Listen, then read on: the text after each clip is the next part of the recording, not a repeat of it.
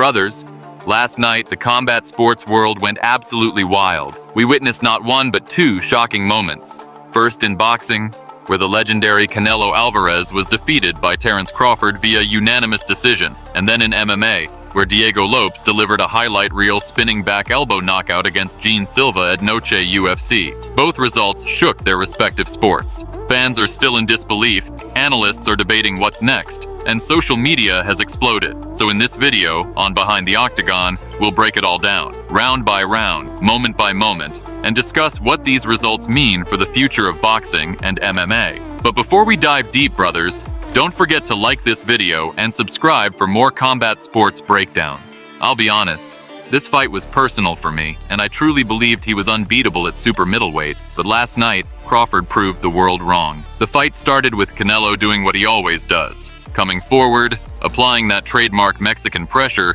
and trying to work the body. But right from the first round, it was clear Crawford had studied him perfectly. He stayed calm, kept circling, and used his jab to disrupt the rhythm. As the rounds went on, Crawford didn't just survive, he thrived. He was slipping punches, landing counters, and frustrating Canelo at every turn.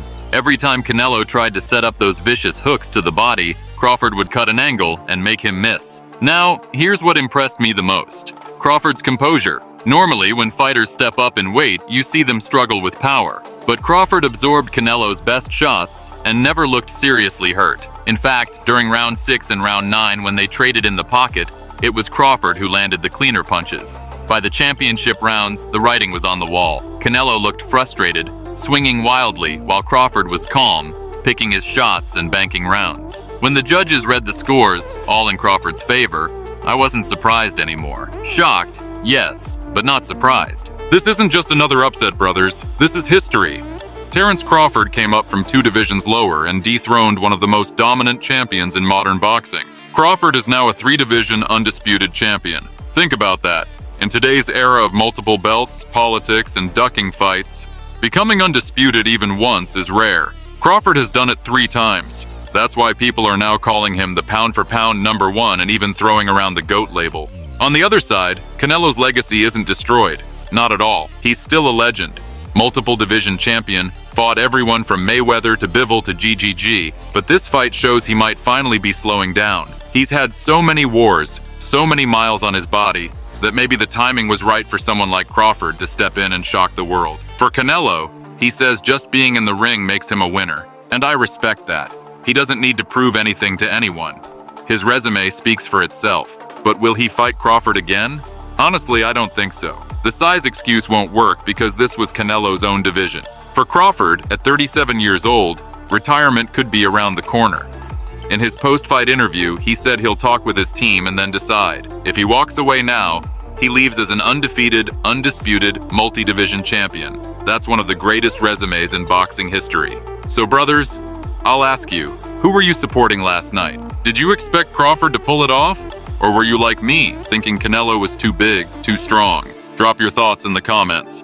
Now let's switch gears to MMA because Noche UFC was just as wild. The main event saw Diego Lopes face Jean Silva, and leading up to this fight, Silva was doing a lot of trash talking. Representing the Fighting Nerds team, he promised to knock Lopes out, mocked his skills, and built a ton of hype. Lopes, as always, stayed quiet and let his fighting do the talking. When the cage door closed, Silva came out like a storm. In round 1, he pressured Lopes, threw heavy combinations, and even had Lopes backing up. The power difference looked real, and honestly, it felt like Lopes might not survive if he stayed in the pocket too long.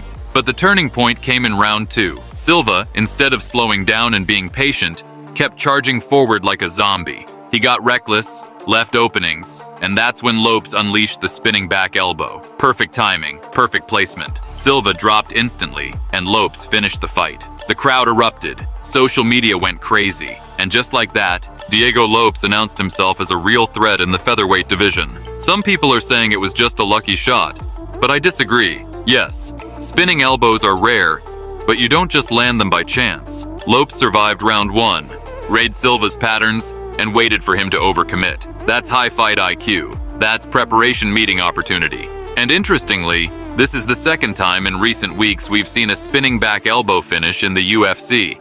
Just a few events ago, Aaron Pico got caught by Lerone Murphy in the exact same way, so maybe fighters need to start respecting that weapon a little more. The bigger story, though, is the Fighting Nerds team. They've been talking a lot, hyping up their fighters, but the results haven't matched. Carlos Spartes, Mauricio Ruffi, Caio Bahayo, and now Jean Silva, most of their top prospects have lost recently.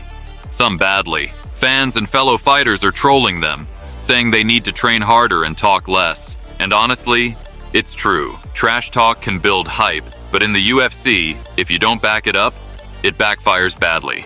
Right now, the Fighting Nerds' reputation is in serious danger. For Lopes, this win was massive. He now has momentum, highlight reel material, and fan support. The featherweight division is stacked with killers like Volkanovski, Topuria, and Holloway. Lopes isn't at that level yet, but with his striking, creativity, and composure, he's someone to keep an eye on. As for Jean Silva, he's not done. His power and aggression are real weapons, but he needs to develop fight IQ. If he keeps charging forward recklessly, smarter fighters will expose him again and again. With adjustments, though, he can still be a serious contender. So brothers, what a night it was. Terence Crawford shocking the boxing world by beating Canelo Alvarez, and Diego Lopes delivering one of the best knockouts of the year. Both fights reminded us why we love combat sports. You never know what's going to happen. Now I want to hear from you. Was Crawford's win the biggest upset of the year? Was Lopes' elbow luck or skill? And what do you think about the Fighting Nerds team? Are they overrated or just going through a bad run? Drop your answers in the comments. If you enjoyed this breakdown, make sure to hit the like button and subscribe to Behind the Octagon. I'll be back soon with more updates, breakdowns, and analysis from the world of combat sports. Until then, stay safe, stay hyped, and keep watching fights.